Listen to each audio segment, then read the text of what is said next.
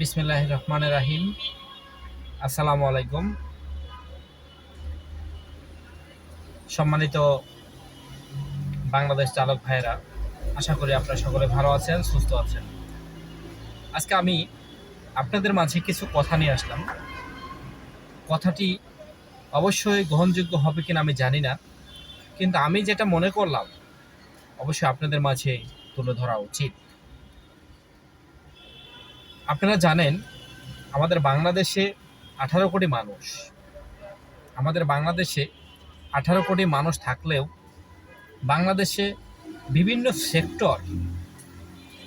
সেক্টরে উন্নতি হচ্ছে, বিভিন্ন সেক্টরে।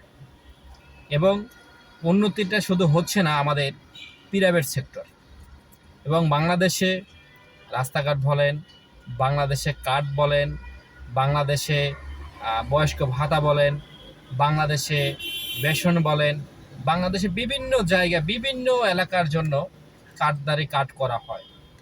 এবং আমাদের বাংলাদেশেই একমাত্র উন্নতি হচ্ছে না, সেটা হচ্ছে আমাদের চালক ভাইদের। আচ্ছা বলুন, যে কোনো জিনিস যে কোনো জায়গায় যেতে হলে ড্রাইভার দরকার, যেতে হলে গাড়ি দরকার, যেতে হলে চালক দরকার, জ্বালানি দরকার। তো যে জিনিসটা দিয়ে আপনি যাইতে পারতেছেন, খেতে পারতেছেন, সেই চালক ভাইদের জন্য আজ পর্যন্ত কোনো সরকার এবং চালক ভাইদের জন্য গঠনতন্ত্র কথা এবং চালক ভাইদের জন্য কোনো নিয়ম, চালক ভাইদের জন্য কোনো সহযোগিতা আজ পর্যন্ত করেছে কিনা আমি জানি না। কিন্তু আমি আপনাদের বলতে চাই, সংগঠনে আপনারা যারা আছেন এবং বিভিন্ন সংগঠনে যারা আছেন, অবশ্যই সরকারের কাছে পেশ করতে হবে। আমাদের চালক ভাইদের জন্য কিছু কথা বলতে হবে। আমরা যেন চালক ভাইদের জন্য যেন আমরা কিছু একটা করতে পারি, এবং সরকারের কাছে বিনীত অনুরোধ করা যাবে।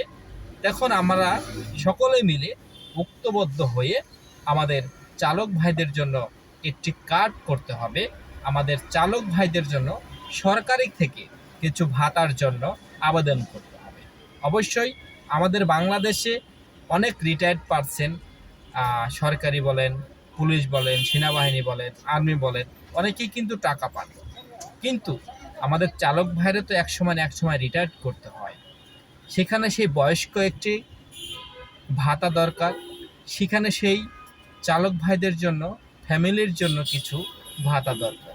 অবশ্যই সকলে মিলে একসাথে হয়ে এই কাজটি করতে হবে, এবং সরকারের কাছে বিনীতভাবে অনুরোধ করব, আপনারা অবশ্যই চালক ভাইদের জন্য কিছু একটা অবশ্যই করবেন।